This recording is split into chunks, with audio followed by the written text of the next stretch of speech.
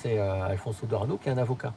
Et je me suis dit, voilà, nous, le président, c'est pas un chef, c'est juste le représentant légal. En gros, c'est l'interface entre nous et les administrations, les problèmes juridiques. Effectivement, quand on a voulu ouvrir les comptes bancaires, les banques nous ont refusé. La Banque de France nous a désigné 2 banques différentes. Déjà, c'est pas pratique que ce soit 2 banques plutôt qu'une seule, parce qu'un parti doit avoir 2 associations. Le parti lui-même, puis l'association de financement, qui est l'association qui reçoit l'argent. Donc ils nous ont désigné 2 banques différentes, mais il y en a une qui a toujours résisté. Et donc on a dû faire un procès en référé pour qu'elle ouvre enfin le compte. Ah oui. Et quand il y a eu France Démocratie Directe, donc une liste pour la démocratie réelle au régional, on a aussi dû faire un procès à la banque qui avait été désignée par la Banque de France. Et d'ailleurs, on a retrouvé le même cabinet d'avocats. C'est dingue, ça, ouais, parce que la Banque de France doit désigner des banques qui vont accepter.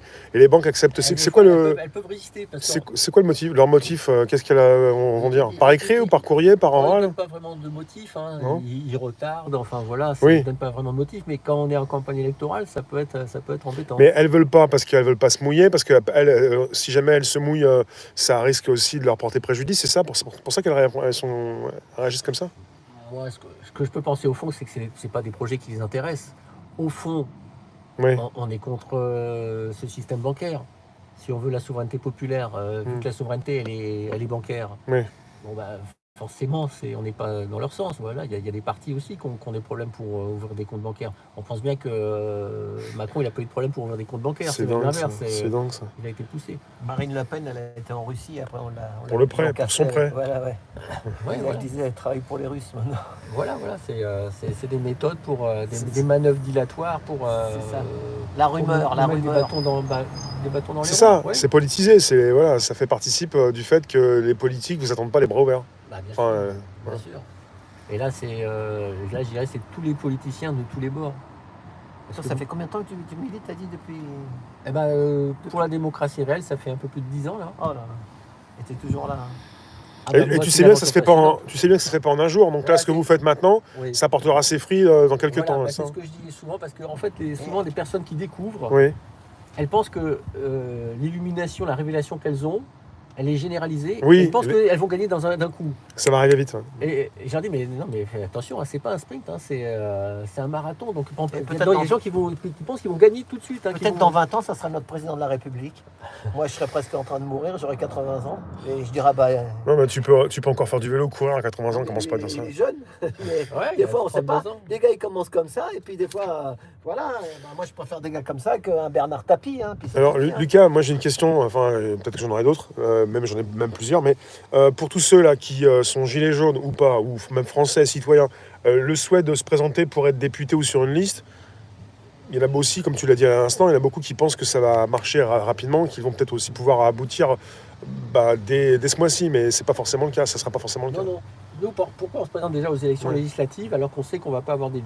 C'est la communication. Ça rapporte 1,50 €. Alors, les élections législatives, et la plupart des Français ne le savent pas non plus, c'est les seules élections qui financent directement la vie politique. C'est-à-dire que chaque voix rapporte 1,64 € au parti, au candidat.